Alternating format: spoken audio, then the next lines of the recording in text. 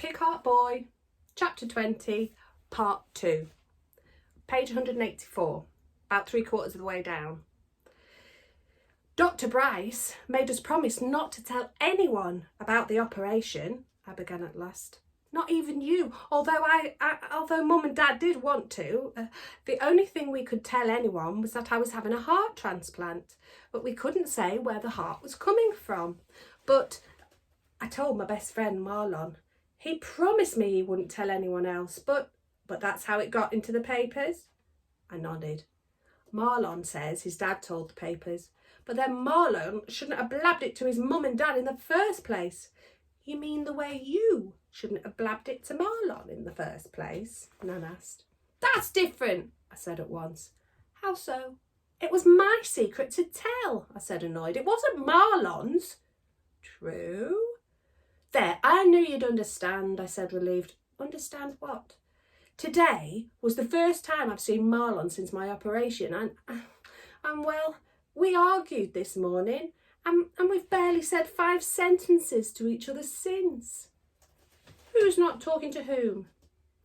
I guess I'm not talking to him, I admitted. Why? I just told you why.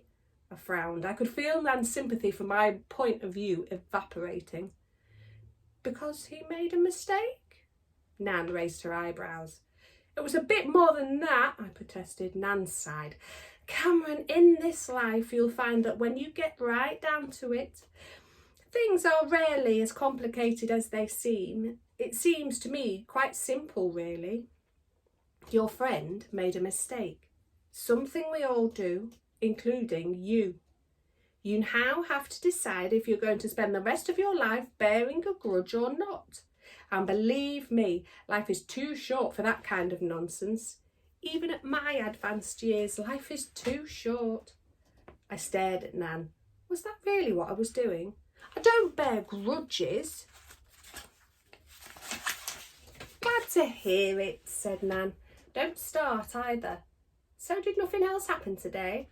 I looked at Nan and shook my head. Now that moment had arrived, I didn't want to tell her about Julie. I didn't want to tell anyone. Just thinking about it did funny things to my insides. After my operation, I thought I'd be just like everyone else. That was my whole reason for doing it. Only I hadn't realised that some people, like Julie and her mum, might think otherwise. I thought about the times before my operation, when every time I'd looked up from my desk, Julie was there, smiling at me. I think Marlon was right. Julie had liked me before my operation. Now all that had changed. It was strange the way things worked out. Come on, Cam, don't get too comfy. We have dinner to make. Nan leapt to her feet. I followed more slowly. I had a lot to think about. Nan, I said as she headed out the door. Yes, dear. I'm glad you're here. Of course you are, Nan smiled. And it seems to me I've arrived only just in time. When we got to the kitchen, Nan started by investigating the fridge.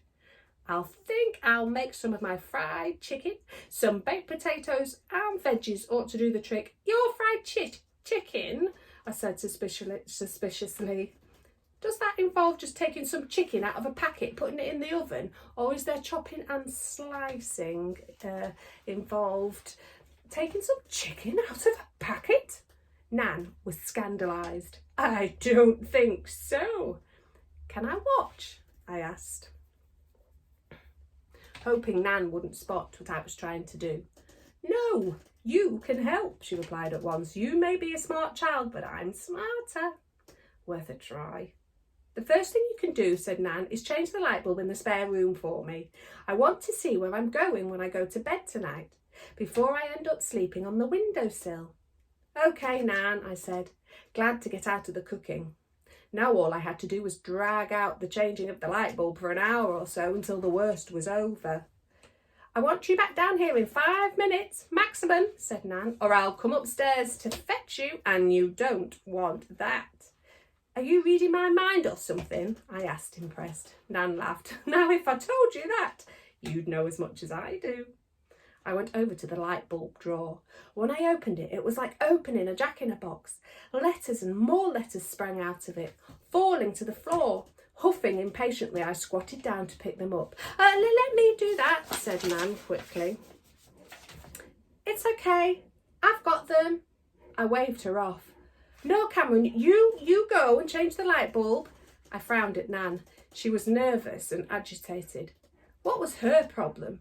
Did she think my new heart might collapse with the strain of squatting down? I smiled to reassure her. Nan, I'm here now. It'll only take me 2 seconds. And Dr. Bryce didn't say anything about not bending down. As I reached out for a handful of the papers, I caught sight of my name on one of the letters, so I picked it up and read it. And I wish I hadn't. Okay, so that's part 2. We'll now go on to part 3. We're still on page 188. See you in a minute.